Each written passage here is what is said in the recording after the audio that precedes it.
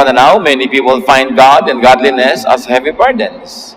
That is why they avoid religious involvement. Many people avoid being at religious services, attending Bible studies, being involved with many religious people because they equate religiosity with a lot of difficulty.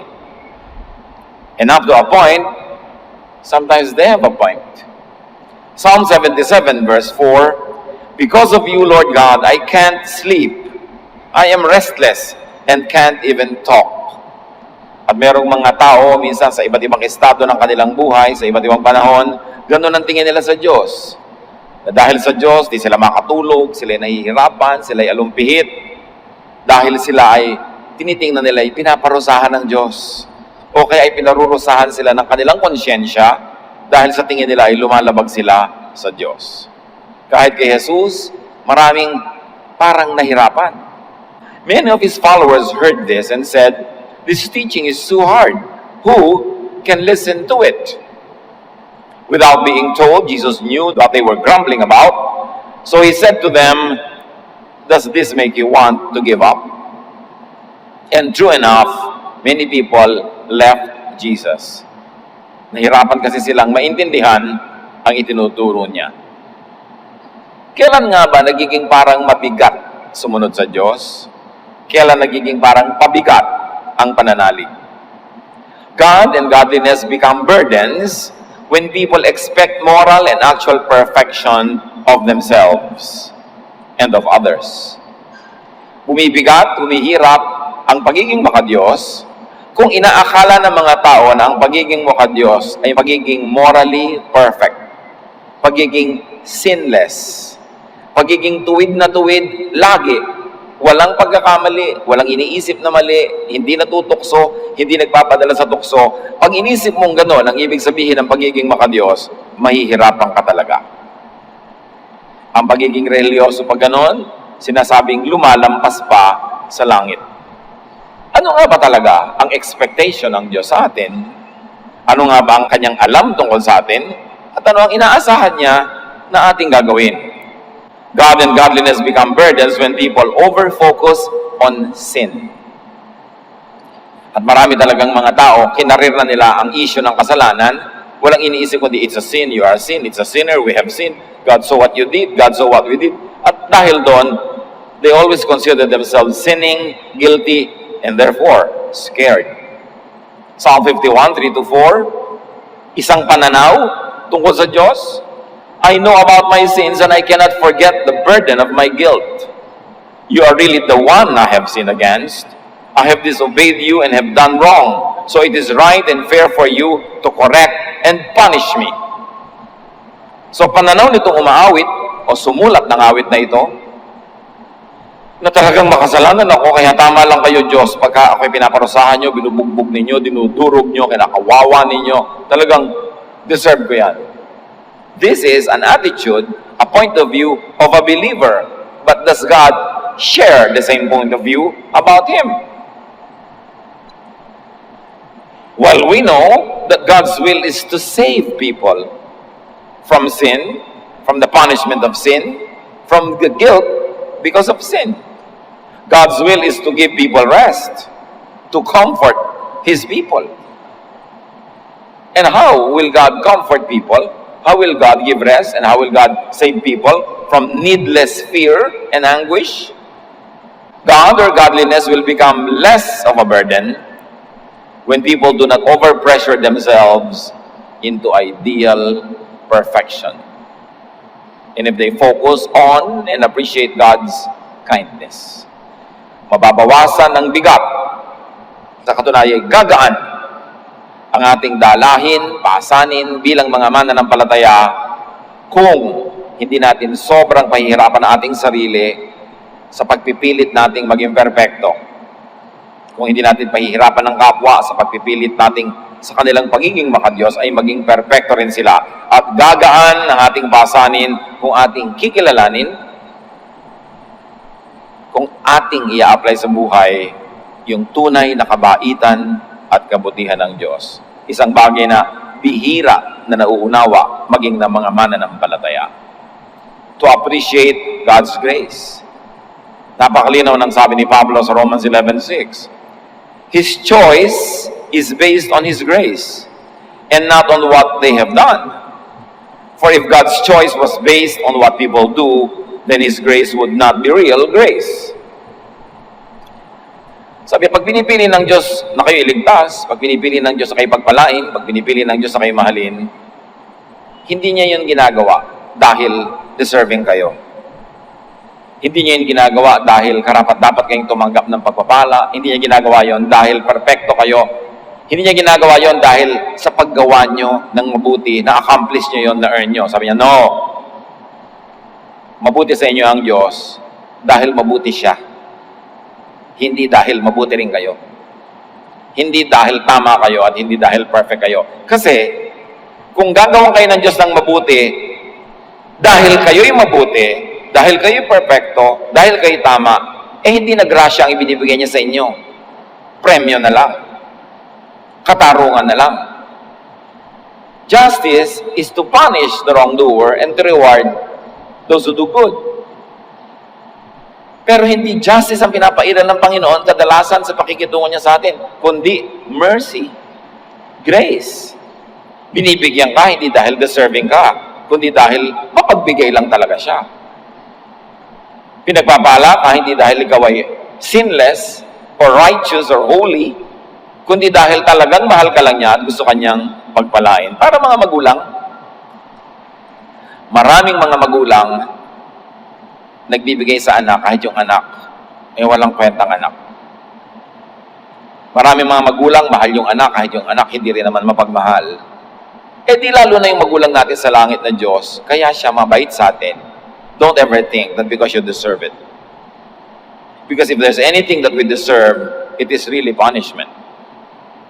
But God loves us, God cares for us, that's why He does us good. Yung mga nagtatanong, paano po kung ang isang Kristiyano ay nakagawa ng mali, edi wala na naman siyang salvation? Ang tanong ay ito, kaya ka ba na-save dahil wala kang ginawang mali? Kaya tuloy pag may ginawa kang mali, hindi ka na-save. You must apply the idea, both sides of the equation. If it is good works that will save you, then bad works will unsave you. But if you were saved not because of your good works, but because of God's love and through the work of Jesus, then no bad work on your side can destroy that salvation, can undo it. It is not an encouragement to do bad, but it is an encouragement to appreciate God's kindness, God's grace, God's undeserved goodness to us. Ephesians 2:4-5, but God was merciful. We were dead because of our sins, but God loved us so much, He made us alive with Christ, and God's gift of undeserved grace is what saves you. Malinaw. Ang handog na Diyos na pagpapalang di naman bagay sa'yo, hindi karapat-dapat sa akin, yun ang bumubuhay sa atin. Yung kanyang pag-ibig na walang patakaran, walang hangganan, pag-ibig na gumagawa sa'yo ng mabuti kahit hindi ka perfect. Your perfection, your deeds has nothing to do with your salvation. It is the perfection of the work of Jesus. It is the perfect love of the Father for us that saves. And what you do to avail of that salvation is to believe. Those that believe will be saved. Believe in what? In your own deeds? In your own doing? No. Believe in the perfect work of Jesus. And believe in the perfect love of the Father through Jesus. Holiness becomes a burden when misunderstood. Holiness becomes a burden when misinterpreted and misapplied. Paano? Marami talaga hindi naiintindihan ang ibig sabihin ng holiness. May mga tao sasabihin, alam nyo, ang salvation, free. Ang lahat maluwag, mapagbait ang Diyos, mapagpatawad, mapagpalaya. At pag tinanggap mo na ang kanilang doktrina, nag-member ka na sila sa kanila, sabi na, aha, mula ngayon, kailangan na ng works, ha? Ngayong member ka na namin, kailangan ganito na ang buhok mo, ganito na ang damit mo, ganito na ang kakainin mo, hindi mo kakainin. Biglang nagka-works. Kasi nahuli ka na member ka na. Kaya yung iba tuloy nadadala, umaatras. At yung ibang nakakakita nito, ayaw nilang sumali. Because we misunderstand verses. We misunderstand what holiness means. Kaya yung mga iba, nakita nagba-Bible study ka, umattend ka sa isang spiritual activity, Pag may nagawa kang mali, sa tingin niya, pag kinulang ka sa kabanalan, sa tingin niya, sabihin sa'yo, ganyan ba Christian? Nagagalit? Ganyan ba ang Christian? Umiinit ang ulo? Ganyan ba ang Christian? Tamad? Ganyan ba ang Christian? Laging ginagawang pang-blackmail na sa'yo yung pagiging Christian kasi sa tingin nila, ang pagiging Christian ay pagiging perfect. At pag ganun ang pananaw mo, mahihirapan ka talaga. Pero yun ba talaga ang gusto ng Diyos? Yun ba talaga ang katotohanan tungkol sa holiness? Let's take a look at a most misunderstood verse na dahilan ng napakaraming pagdurusa ng maraming mananampalataya, Leviticus 11:44. I am the Lord your God, and you must dedicate yourselves to me, and be holy, just as I am holy. Sa bigyang tingin, parang ang linaw. Sabi ng Diyos, banal ako, dapat banal ka rin. Kung gano'n ko kabanal, gano'n ka rin kabanal. Kaya yung mga tao, laging nagigilty kasi hindi sila kasing banal ng Diyos. Laging nanguusig ng kapwa kasi hindi kasing banal ng Diyos yung kapwa. Lagi na lang nagtitiwalagan, lagi na lang nagsusumbungan, naglilitisan, dahil hindi ka banal, hindi ka banal. Ang Diyos ay banal, utos maging banal tayo. Pero ano bang ibig sabihin ng Diyos sa be holy? Doon nagkakatalo ang lahat. Sa atin kasi ngayon, ang ibig sabihin ng holiness, parang moral perfection, sinlessness. Hindi ganun ang pakahulugan sa Leviticus at sa Old Testament sa word na holy. We are reading a translation. We are not reading the Bible in its original language. It's a translation. And something is lost in translation. Holiness in Leviticus, in the Old Testament, means staying away from everything that would make an Israelite ritually unclean. Unawain niya. Ang holiness sa kanila ay paglayo, pag-iwas sa mga bagay na sa kanilang mga kaugalian matatawag kang unclean. Halimbawa, ang isang babae sa kanyang monthly menstruation is unclean. Kaya yung inupuan niya, hindi mo pwedeng upuan within 24 hours, magiging unclean ka rin. So the definition of cleanliness is not really about morality, it's clinical. Because the ancient Israelites did not understand the menstrual cycle, they did not understand many medical principles and health principles, and so they had a lot of feelings and a lot of strong emotions against blood. Kaya hindi ka pwedeng humipo sa isang babaeng dinudugo, tulad ng babae sa panahon ni Jesus na 12 years dinudugo, unclean siya. Kawawa naman, dinudugo na nga, unclean pa. But that was a cultural definition of cleanliness. Hindi ka pwedeng humawak sa patay o sa bangkay. Paano ngayong mga panahon na ito kung ikay sepulturero o ikay embalsamador, di unclean ka. Yun ang unclean sa kanila. To be holy, do not touch the dead. To be holy, do not eat pork. To be holy, do not eat kahit na mga sugpo o hito o kaya tuna dahil wala silang kaliskis o mga shellfish. Huwag kang kakain ng mga hayop na ganito yung paa, ganun yung sungay. Kasi yung concept nila of cleanliness really is to have a diet different from the Gentiles. Their dietary laws pronounce their separation from non-Israelites. It has nothing to do with morality inside the heart. It is ceremonial. Kaya hindi ka dapat kumain ng hindi ka naguhugas ng kamay sa ganitong paraan. Kaya yung mga disipulo ni Jesus, kumain ng hindi naguhugas ng kamay.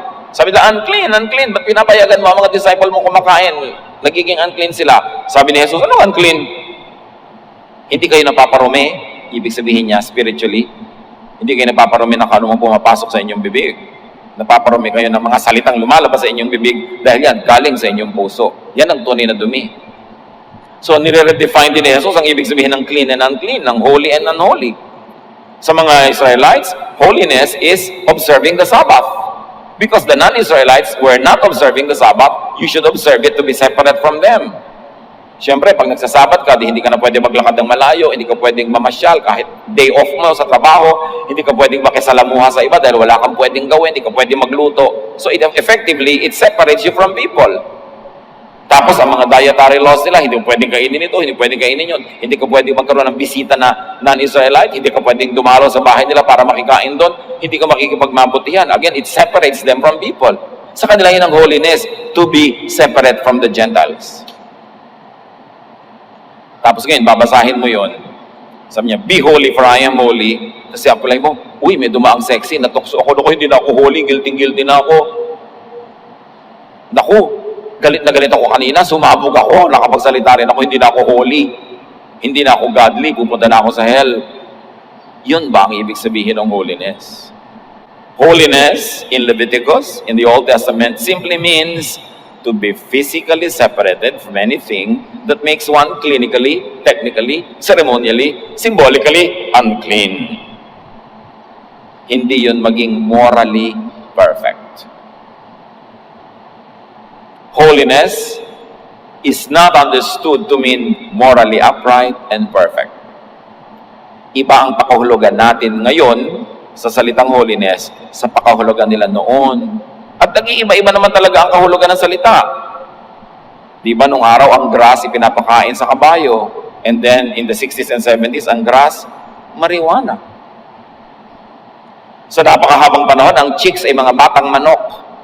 Naging babae yon ng 60s, 70s, up to now. Dati ang bread, ginagawa sa panaderya, kinakain mo, naging pera. Meron ka bang bread?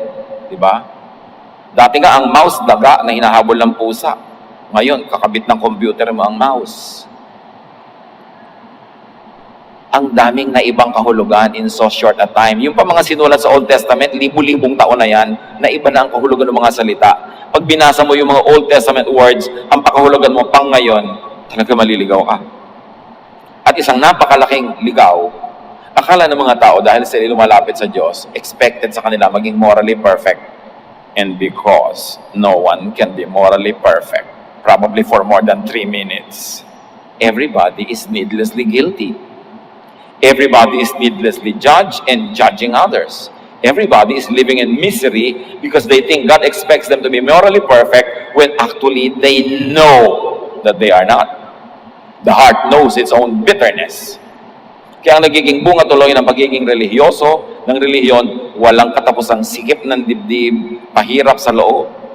Kaya may mga naghahampas ng sarili para lang maibsan ang kanilang guilt feelings, may mga lumuluhod sa mga bubog, sa mga munggo, may mga hindi kumakain para lang bayad-bayaran ang kanilang mga kasalanan. Yun ba ang Diyos na gustong ipakilala sa atin ni Jesus?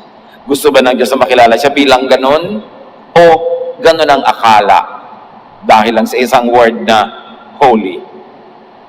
1 Peter 1:16. Umalingaw-ngaw hanggang New Testament. That is why the scriptures say, I am the holy God, and you must be holy too. Again, it comes from Leviticus 11:44. The application is not saying that you are expected to be 100% sinless all the time. God and godliness would be less of a burden, would be more of rest, joy, and pleasure when examined and correctly understood. When identified and taken away from Pharisaic standards.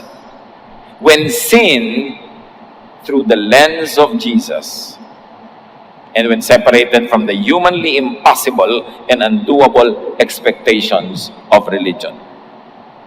Gagaan ang buhay, luluwag ang dibdib, magiging masaya ang ating pagsunod at paglapit sa Diyos kung susuriin natin ang kahulugan ng holiness at ihiwalay natin ito sa mga kaugalian ng Israel na iba ang pakahulugan nila noon sa holiness. Lalong-lalo kung susuriin ang lahat ng verses at sasalain sa pamamagitan ng turo ni Jesus. Maraming nagtatanong, paano po ba malalaman kung tama ang interpretation ng isang verse? Tama ang interpretation ng isang verse kung tugma ito sa itinuturo, ipinamuhay at halimbawa ni Jesus. Halimbawa, sinabi ni Jesus, I came that you might have life and have it abundantly.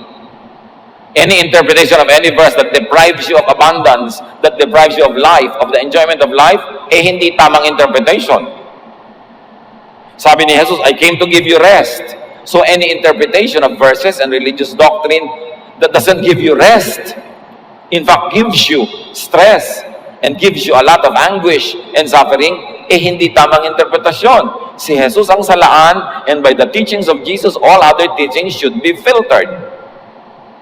Because He is the Son of God. He is the one who died for our sins. He is the Lord of Lords. In the name of Jesus, every knee will bow in heaven, on earth, and under the earth. So dapat lahat ng katuruan, interpretation, pararaanin sa salaan ni Jesus. And that salaan has a shape. It is the shape of love, of concern, of genuine solicitousness. Mahal tayo ni Jesus. Ano mang pag-interpret mo ng verse na nagmumukhang hindi tayo mahal ng Diyos, suriin mo, malamang hindi tama. Maraming kasing ideya, maraming opinion, ang mga iba't ibang tao na nagsalita through verses. Yung Ahaz nga, nagsalita through a verse. Ang asawa ni Job, nagsalita through a verse. Si Jezebel, a very wicked queen, was speaking through verses. So hindi ko mo verse, yun na yung teaching. Kasi si Satanas, nagsasalita din, may verses din. So dapat susuriin mo ang lahat ng verses, sasalain kay Jesus, at yung lahat ng lalampas, sasabihin mong ito, masarap at pwedeng ipamuhay.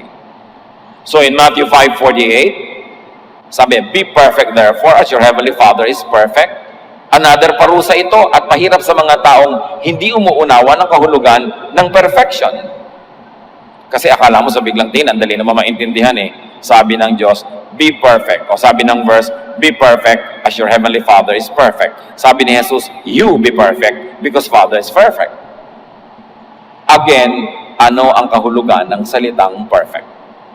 Akala ng marami, ito yung wala ka ng kasalanan, hindi ka na nagkakasala, hindi ka na natutukso, hindi ka na nadadapa, hindi ka na napapatid, hindi ka na nagkakamali.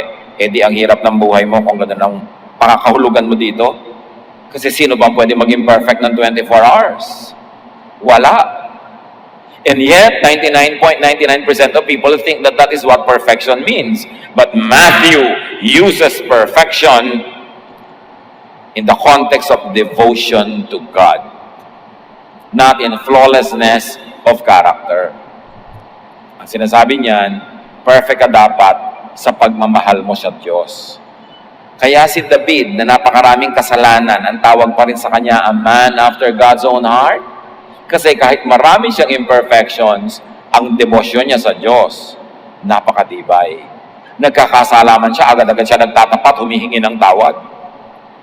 Hindi siya kahit kailanman openly nag-rebel against God. Kung nagkakamali man siya at kinukulang, tinatanggap niya yung pagkakamali niya. Hindi niya sinasabi, kasi wala namang kwenta ang rule ng God, kasi hindi naman yan totoo. Sabi lang niya, talagang ako'y marupok at nagkakasala siya. He was called a man after God's own heart, in spite of all his imperfections. Because again, the word perfect does not mean moral completeness. It means strong devotion to God.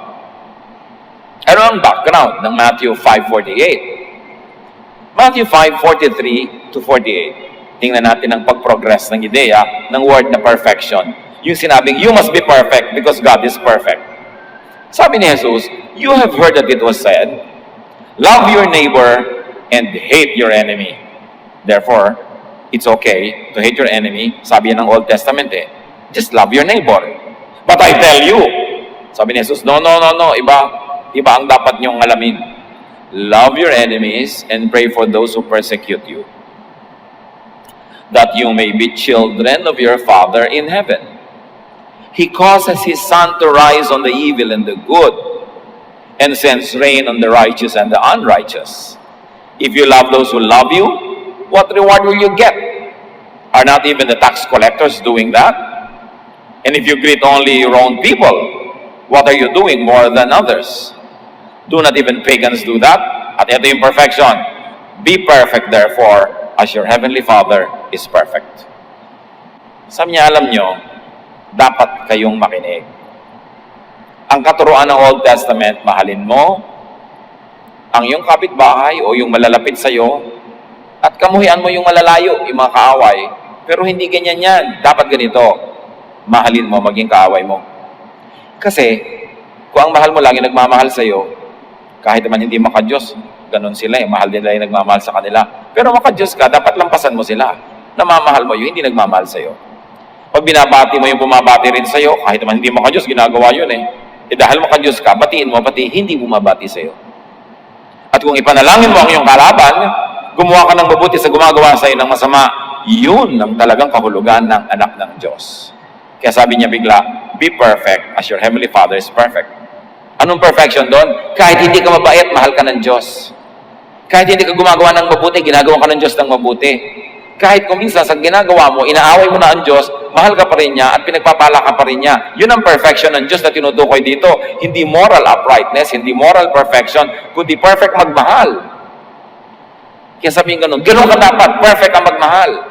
Mahal mo yun, nagmamahal sa'yo, at pati hindi nagmamahal sa'yo, minamahal mo rin, ginagawa mo rin ng mabuti. Yan ang tunay na kahulugan ng anak ng Diyos. Yan ang perfection. So kung nagmamahal ka sa kapwa, umabuti ka sa kapwa, kahit hindi mo kilala, pinapakain mo dahil gutom, at kahit mga kumisa, nagawa ka na ng masama, may pagkakataon kang gumawa ng mabuti, ginagawa pa ng mabuti, yun ang perfection. Hindi yung walang tumatawid sa utak mo na tukso, hindi yung kumisa nagkakamali ka, nabibigla ka, hindi yun ang perfection na tinutukoy. At pag naintindihan natin yon, luluwag sa ating dibdib na tanggapin ang mga katotohanan tungkol sa ating mga abang sarili na hindi talaga tayo perfect. Mahalang talaga tayo ng Diyos, kaya tayo ay nililigtas. Jesus refers to God as perfect, meaning He is totally undividedly devoted to man. He is faithful to His covenant, and He is undividedly given to those He loves. That perfection of God, being referred to in the verse, is not about God's perfect morality and sinlessness, though God is perfectly moral. Pero hindi yung perfection ay na tinutukoy dito, yung kanyang devotion sa tao na kahit hindi natin deserve ang kabutihan niya, mabuti pa rin siya. That is counted as perfection. When you are good to people who are not good to you, you are perfect by the standards of God. Although marami kang mga moral lapses, marami kang mga pagkakamali, marami kang pagkukulang, pero hindi ka sinusukat doon. Susukatin ka sa pag-ibig mo sa kapwa. The context, the meaning of perfection here is the highest form of human love. That is, love for enemies. Yun ang perfect. Kaya, may mayaman na lumapit kay Jesus. Sabi niya, gusto ko pong sumama sa inyo. Sabi, well, you must be perfect to follow me. Sabi naman itong lalaki, well, I have obeyed all the commandments. Sabi, hindi yun tinutukoy ko. Ang dami-dami mong pera, ipamigay mo sa mahihirap. Pag minahal mo na sila, to the point that you're spending for them, yun ang perfection. Yun ang righteousness. Then join us.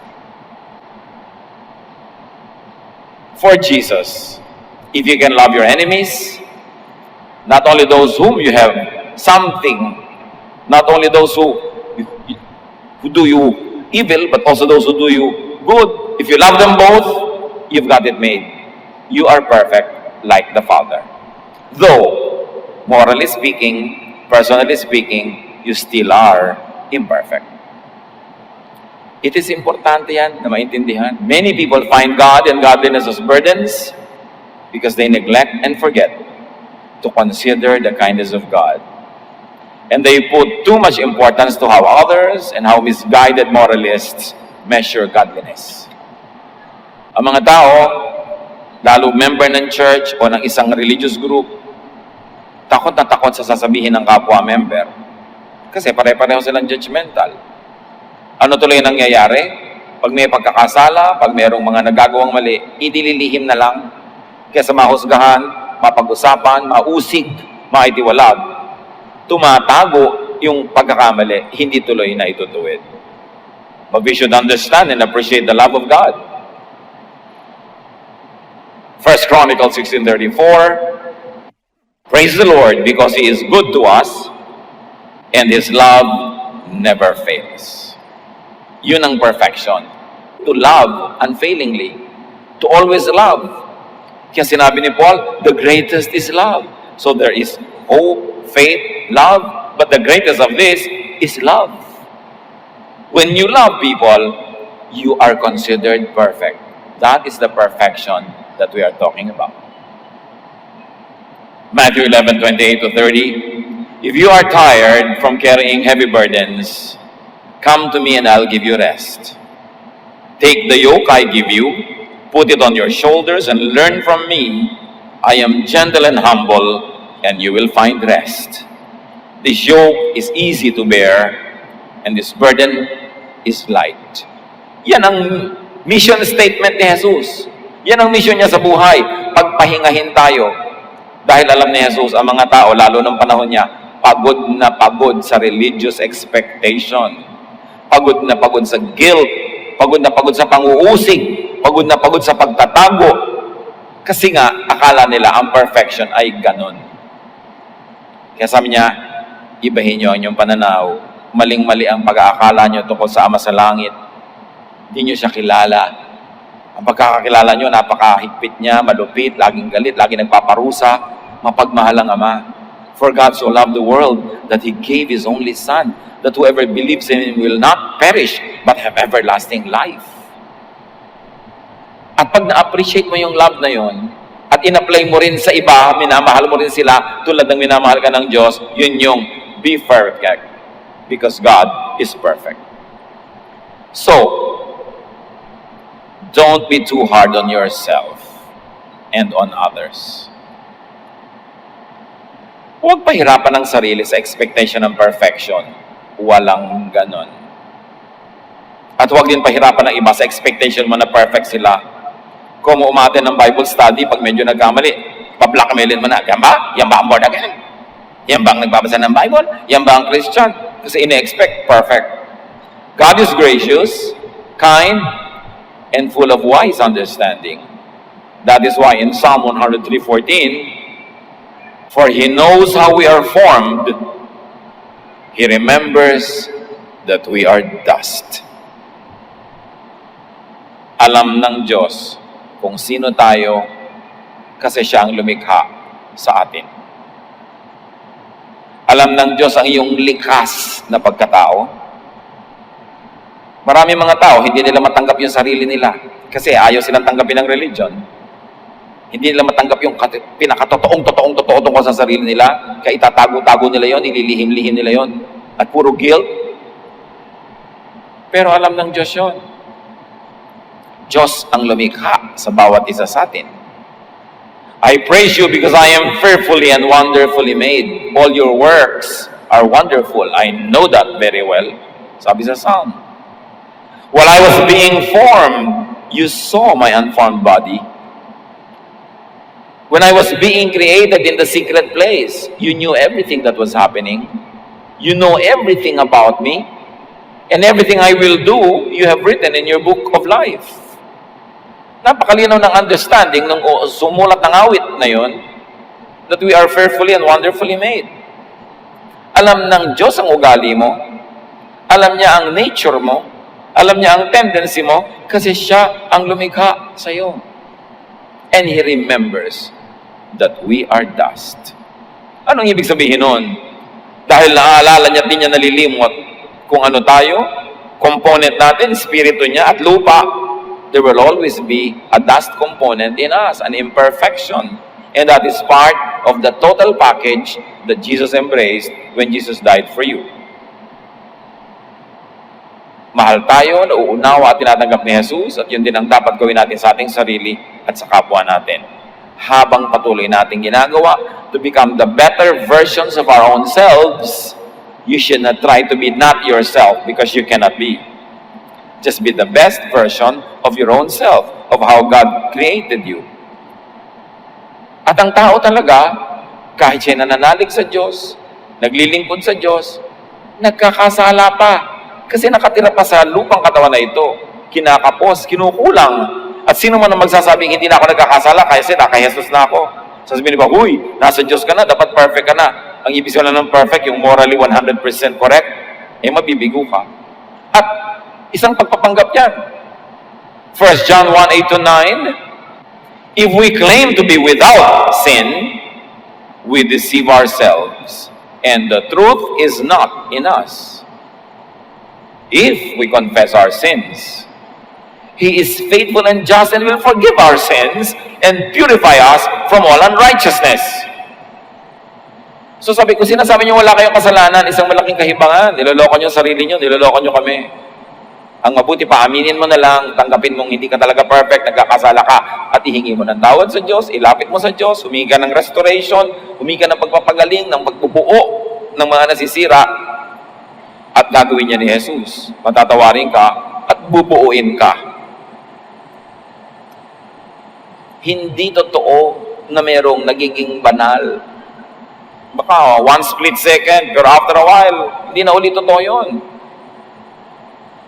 At ang taong sobrang nagpapakabanal, lumalampas sa langit. May payo si Solomon. Ecclesiastes 7:16-18. Do not be over-righteous, neither be over-wise. Why destroy yourself? Do not be over-wicked, and do not be a fool. Why die before your time? It is good to grasp the one and not let go of the other. Whoever fears God will avoid all extremes. Sa inyo, huwag ka lumampas sa langit. Masisira ka.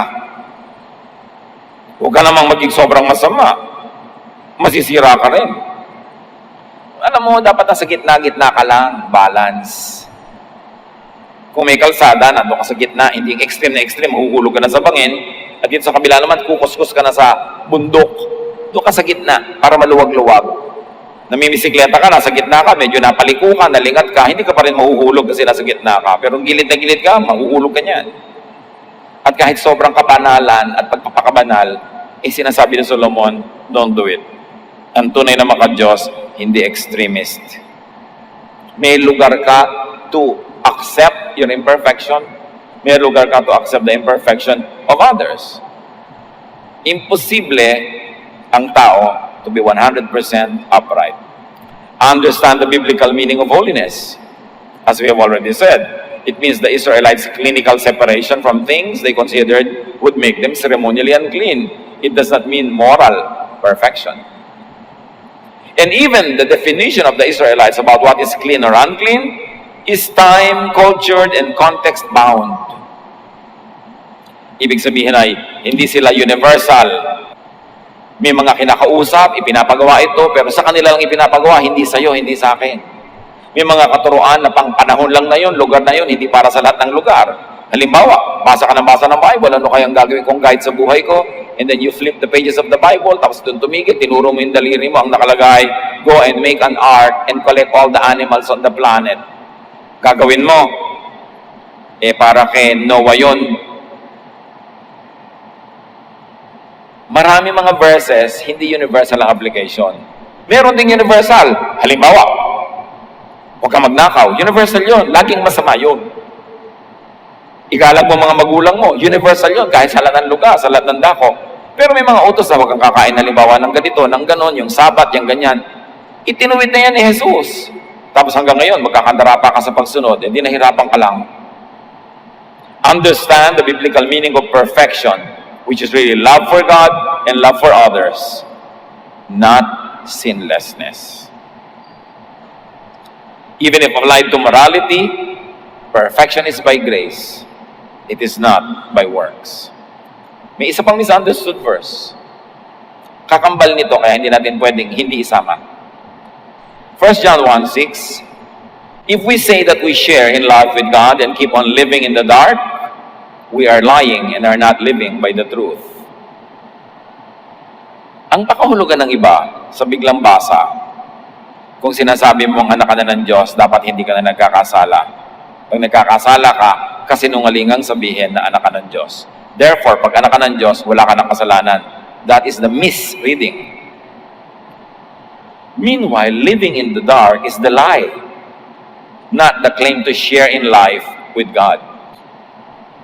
Anong ibig sabihin natin ng living in the dark? Living in the dark ba is committing sin? Kasi ang pabasa ng iba agad, living in the dark means committing sin. Therefore, if you are in the light, you don't commit sin. But the meaning of living in the dark here is this: committing sin and keeping it a secret. Pretending it's not happening. Being hypocritical about it. Yun ang living in the dark. Because everybody will commit sin. Therefore, living in the dark here doesn't mean not committing sin, but committing sin and pretending it's not being committed, keeping it away from God's touch, healing, and correction. At kung itutuloy natin, 1 John 1:7, but if we live in the light as God does, we share in life with each other. And the blood of His Son, Jesus, washes away all our sins. So here, living in the light doesn't mean sinlessness. It means not hiding our sins, but bringing them to God for cleansing. In other words, everybody sins. But those that live in the dark keep their sin secret and they don't get corrected.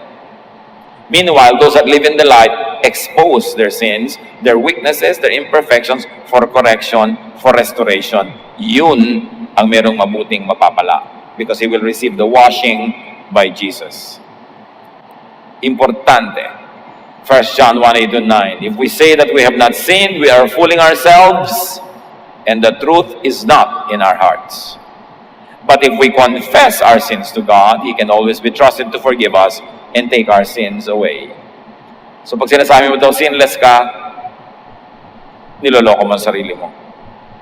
At pag inaasahan mo ang iba na magiging sinless, pinapahirapan mo sila, pinagdadala mo sila ng burden that they cannot bear because it is impossible.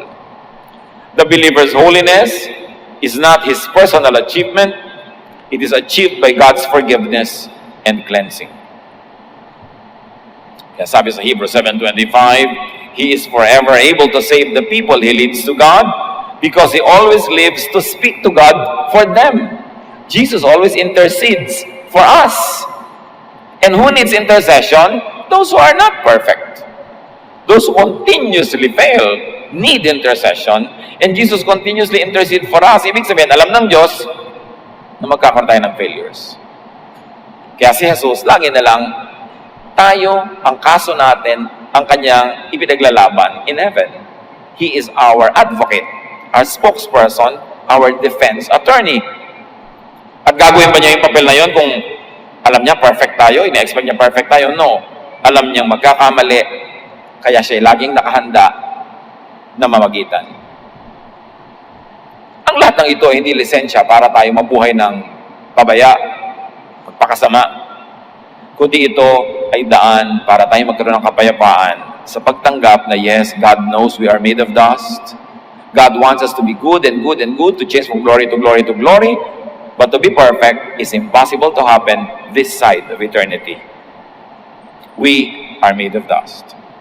But it's not an excuse to just be dust because we are also made of the Spirit of God. So lagi natin sinisikap na maging mas mabuti, mas maayos. But when everything else fails, we know that God's love catches us. Hindi niya tayo pababayaan, sealed na yon by the death and the resurrection of the Lord Jesus. So do good, be good, pero huwag tangkaing lumampas sa langit.